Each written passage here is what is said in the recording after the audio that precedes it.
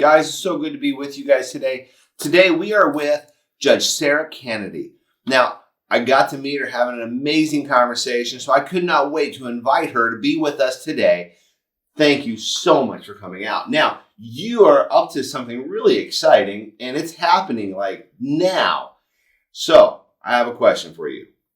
Right here, it says that you're running for U.S. Congress. Yes, sir, I am. On faith, family, and freedom. Why faith, family, and freedom? And why are you running for Congress? Thank you for asking, and thank y'all for being here. The reason I'm running for Congress is because I love America, and I love the freedoms that we have. I'm a born-again believer, I'm a Christian, and I have a family, and I live in America. I've not always lived in America. I actually spent 2 years overseas in Taiwan, and I realized, how much more precious my freedom is, how much more precious the freedom that I have to worship, to work, to play, to live where I want to live, have the job that I want to live. All the opportunities that I have here is just so amazing. And I raised 4 children. My husband and I had 4 children who are now all grown and gone and starting families of their own. Nice. And I just appreciate that so much. About 12 years ago, actually 13 years ago, I decided to run for public office. And I decided to run for Justice of the Peace Precinct 2 in Wilson County. So I am a sitting judge, meaning that I have a black robe that I get to put on and sit at the big desk, and I have the giant gavel, that big wooden hammer. Oh, yeah. Oh, kids love my giant hammer. It's Nice. I like it too. But anyway, I have judicial duties as a judge, but I also have magistrate duties, and I also have inquest duties.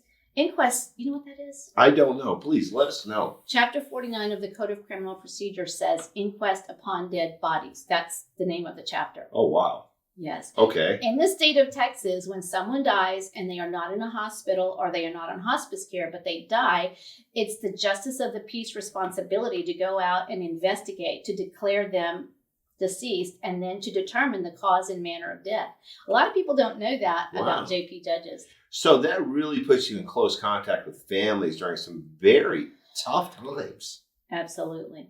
Absolutely. And that's part of my platform, Faith, Family, and Freedom. When someone's family is going through the death of a loved one, it's so hard and it's so raw for them. And I come into that situation not as law enforcement, but as an investigator, and I have to determine the cause and manner of that death. I work with law enforcement. They're doing the deeper investigations, and then I ask questions to the family members to find out if it's a health issue. Sometimes it's suicide or homicide or an accident, and occasionally it just cannot be determined. So those are my 5 choices on how I declare that. And that's the worst part of my job. I don't like that part of my job, but it's part of my job. Well, it definitely puts you in a situation where people are going through some of the hardest things that they possibly can imagine. You can be a point of stability and inspiration even through that. My mom tells me that she can't hardly go anywhere. She lives in the same small town in Floresville. I was at the bank the other day, she says, and this lady came out and said, "Oh, you're Sarah's mom. Oh, Sarah's so sweet. She came out and declared my father dead. And it was so hard for everyone." And you know what? She prayed with us. Sarah prayed with us. And that was just the coolest thing. And I was like, well, yeah. When I feel led to do that, that's what I do. Awesome. So you have some exciting few weeks ahead of you. And so last night, can you tell us a little bit about where you were? We were at IHOP. I love IHOP. International House of Pancakes. We were right here in Shirts. And you were just coming from the Gaither family, you and your wife and another couple. And we just connected. It's like the Holy Spirit was just there. I love it when that happens. Oh, and my absolutely. friend Gloria Sosa was also there with us. And we just connected. And you said, I was wearing something very similar to this. And I said, "Excuse me, may I interrupt you?" And I gave you a little business card and said, "Hey, I'm running for Congress." "You're running for Congress?" And you said, "Okay, tell me, what can the government do for me?" And I thought, great question. The least amount possible. I think absolutely. The best answer is the government needs to be doing for American citizens the least amount possible to interfere with their daily lives. I believe in personal responsibility. I believe in this little document, the Constitution of the United States. You can get different covers on them. This is the one that I use most often. This is the one I carry in my purse every day. It's a bit ratty and tatty, but it's tabbed and It's highlighted and it's underlined, and I've made notes in it. And I'm going to share something with you. Please do. Because I'm a very strict constitutionalist. And as a judge, I am required by law to go by this document. I took an oath that said I will protect and defend the U.S. Constitution of this state and of the United States. And my favorite part is the first paragraph. If you're over age 50, maybe, or if you just want a challenge, you should memorize the preamble to the Constitution of the United States. That's what it's called, the preamble. It's just a few sentences. If you're over 50, you've already memorized it, or you should have. We used to be required to do that. If you're under 50, I'm going to challenge you to memorize it. If you want one of these, I'm going to leave some with you. Well, we're going to have some available for you guys. Please check the front desk. Okay, here we go. This is the preamble. The first sentence says, "We, the people of the United States, in order to form a more perfect union," we're going to do 5 things. Just 5 things. That's it. Number 1, establish justice. Number 2, ensure domestic tranquility. Number 3, provide for the common defense. Number 4, promote the general welfare. And number 5, secure the blessings of liberty for ourselves and our posterity. Remember, this was written in what year? Not 1776. That's the Declaration of Independence. But about 11 years later is when the Constitution was ratified. I believe 1787. And these are all male people. They've left their families, they're congregated, and they're saying, we need something solid to say, this is what we're doing. They've already declared their independence from King George, Yes. right, from England. And I love that. I have that one over here too. But read the Declaration of Independence. It's a beautiful thing. These are the reasons for the Constitution. And go back to faith, family, and freedom. Number 1 is to what? Establish justice. What is justice? What's the definition of justice? Well, what could you enlighten us, please? Oh, I'm going to put you on the spot. Oh, absolutely. I believe that in each one of us, there's a sense of fairness, a sense of rightness in this world. And it's something that we all carry within us. And it sometimes gets distorted by impulses and things that we're struggling with. Exactly. But that unique fire that says this is fair, that is where justice springs from. Very good. Hi. Thank you. Good. I put him on the spot. He didn't get to practice. You're right. Justice is what is just, what is right. To know the difference between right and wrong, what is fair. And we are all born with a sense of it within us, but we have to develop it as well, right? We have to learn. We were just talking about living in a foreign country. Yes. What is appropriate in our country may not be appropriate in their country. Cultural differences. But we all agree that murder, that's wrong. That's straight up wrong. Absolutely. Theft, Wrong. if it's not yours, don't touch it, right? I agree. Okay, those are just real basics. So that's a little bit of justice. And we get that because of our relationship with the one who is most just, Absolutely. right? I love it. That's God. That's Absolutely. faith. And then our families, the second thing here it says, ensure domestic tranquility. Domestic means what? Just where we live. It's home. If you have domestic animals or wild animals, which ones are you going to have in your home? Domestic. Domestic animals. Oh, yes. Tigers and lions, those are great. Those are wild cats. They're beautiful at the zoo, but Yeah. I'm not bringing one home with me. Just not No. doing it. I have a cute little kitty that I have, a domesticated cat. If you want to keep that cat, leave the big ones at the zoo. Yes. And then tranquility. What does tranquility mean? Tranquility is being in balance in the world and having peace. I love it. To ensure domestic tranquility, to ensure peacefulness at home. Yeah. And this was written by our founding fathers. And they didn't just mean in the 4 walls of your house. Yes, there, it has to start there. That's how you know about it. But that also means outside of our homes, in our communities, in our towns, in our cities, in our state, and globally in our America. Yes. Right? That's what we're talking about here. So number 1, establish justice. Number 2, ensure domestic tranquility. Number 3, provide for the common defense. You're in the defense business. Yes, ma'am. You're also in the tranquility business. You got it. Yes, ma'am. So what is defense? Defense is defending against enemies, defending ourselves against people that want to rob us of our tranquility, rob us of our justice and our freedom.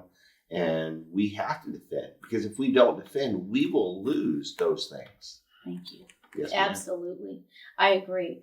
Faith, family, and freedom. We have a freedom to defend ourselves. Is that true in every country? Actually, it's not. Can you name one country? North Korea. What happens in North Korea? North Korea, if you do not toe the party line or you don't get the right haircut, you can be put in prison or put to death. You don't have freedom for your own hair? In North Korea, oddly enough, you have to get an approved haircut. I'm glad I don't live in North Korea. Me too. Wow. North Korea doesn't have this little document, does it? No, they don't. But I have some friends from Korea and they love living here. They are just amazed on a daily basis of the freedoms that they have. It is. And they don't tell me they didn't tell me about the haircut one, but that's fascinating. Yeah, North Korea is a crazy place. South Korea, we love South Korea. We go to visit South Korea as often as we can. And in South Korea, they appreciate the freedoms that they have there because of the relationship they've had with the United States over the years.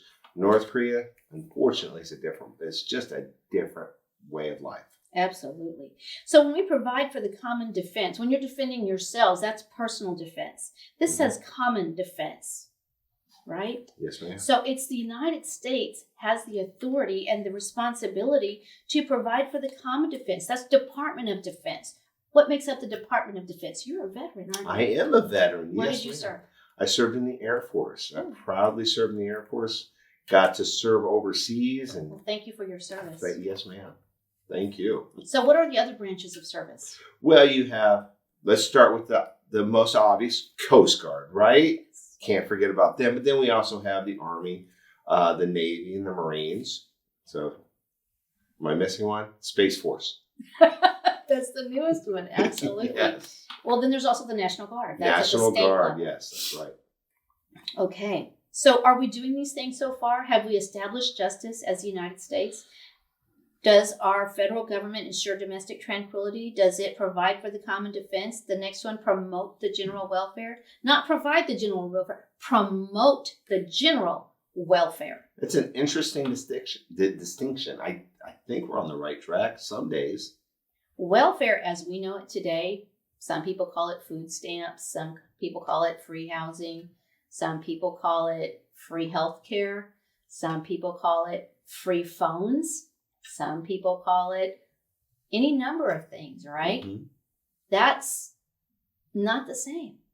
It's different. And I'm going to challenge y'all to figure that out on your own. We don't have time to go into the whole thing, but I'm just going to stop right there with promote the general welfare. Not provide welfare, promote the general welfare. Then secure the blessings of liberty. That's number 5. What does it mean to secure something? To secure is a step beyond defending or fighting for it. Now you keep what you have. Protect it. I'm going to tell a funny story on myself. Oh, You guys yes. are going to laugh. Nice. You have a trailer, you have a truck, you have a vehicle. I do. I have a few vehicles. Have you ever hooked up a trailer to a truck, or you've hitched a trailer to the back of a vehicle? Oh, yes, ma'am. Do you do that by yourself, or do you usually have help? It's usually by myself, but it's so much easier when I have help. I agree. So much easier. Well, I have 3 boys and a girl, and one day they were all out of pocket. Nobody was there to help me, and I had to hook a flatbed trailer to the back of a pickup truck. It was my son's trailer, my son's truck and my friend's trailer. I'd never done it before, but I had to do it by myself. So I tried to secure the flatbed trailer to the hitch on the truck, and I thought I did it. And luckily, I remembered to put those little safety chains, hook those up. Yes. But when I hooked the ball, I can secure that clicky thing. What's that called? Yeah, the latch on Yes. there. Yes. I failed to secure the latch, and I took off out of my driveway, and all was well. Then I got onto the highway, and there was a little bump there. And what do you think happened? Well, thank God you're still with us. Yes. Oh, it's so embarrassing. That trailer hitch came off the hitch, and for the chains, it would have gone flying somewhere else. And I felt it, and I pulled over. And when I got pulled over here, part of the trailer, it had made a big scrape in the highway, a big rut. It was terrible. And luckily, all the other cars stopped for me, and I didn't cause an accident, but I didn't secure the load. I didn't secure that hitch. And what happened? It all fell apart. It does. That's what happens. And if we don't secure these blessings of liberty for ourselves and our posterity, what's going to happen? What do you mean by posterity? Oh, that's a big word. It is. It's an important word. It's a word that's worth explanation. And I apologize just throwing that out there, but I use it. What is your posterior part? My posterior. Are you sitting on your posterior part? I am. It's what comes after you. What's the Yes. last part of you to leave the room? It's my bottom. Your That's posterior is the That's last it. part to leave the room. It's what comes after you, right? Yes, ma'am. And I used to teach first grade, just saying, to make it fun. So our posterity is what comes after us. It's our children, our children's children, and their children, and their children, and their children. It's what comes after us. It's the posterity. It's those who come after us. And this very last part says, and secure the blessings of liberty to ourselves. That would have been our founding fathers and our posterity. We are posterity of our founding fathers. Yes. And that's why they established. And that's the next part. Do ordain and establish the Constitution of the United States of America. Oh, I love it. It's so cool. So real quick, just the whole paragraph. We, the people of the United States, in order to form a more perfect union, we're going to do 5 things. Establish justice, ensure domestic tranquility, provide for the common defense, promote the general welfare, and secure the blessings of liberty to ourselves and our posterity. Those are coming after us. Do ordain and establish this Constitution for the United States of America. Isn't that beautiful? I love it. Oh, Making me all fired up and excited. So, next couple of weeks, what's happening? Today is Friday, February The 11th. 12th, 13th, 14th. On Monday, early voting starts. Go to the polls and vote early if you can. Early voting begins February 14th and goes to the 24th. This is the primary. When you walk into your polling place, you have to ask for either the Republican ballot or the Democrat ballot. You will not find my name on the Democrat ballot. You ask for the Republican ballot. I am a federal U.S. House of Representatives. We're the top block.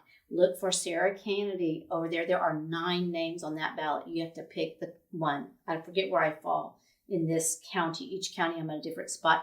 Please color in the little bubble next to my name, and I will represent you in Washington, D.C. in the U.S. House of Representatives. I'm ready. I'm prepared, and I want to go to Washington, and I want to represent you. I want to defend this Constitution at the next level. I've been doing this for 12 years as a Justice of the Peace. The other 8 candidates, they may be young guns. They may be other grandparents. They may be local people. They may not be local people. They may live in this district. They may not live in this district. But I live in this district. I will represent you, and I am experienced. I do have 12 years of experience applying the principles and the rule of law as outlined in this little document. It's Article 1, Section 1 of the U.S. Constitution that established the U.S. Congress. The U.S. Congress is made up of the Senate and the House. I'm running for the U.S. House of Representatives. Thank you so much for coming out. Thank you for inviting me. Yes, ma'am. Guys, I look forward to seeing you guys next week, and get out and vote. Yes. March 1st is actually election day. If you don't want to March vote early. 1st. Yes. March 1st. Tuesday. Get out. Guys, we have to get out and vote. Thank you, guys.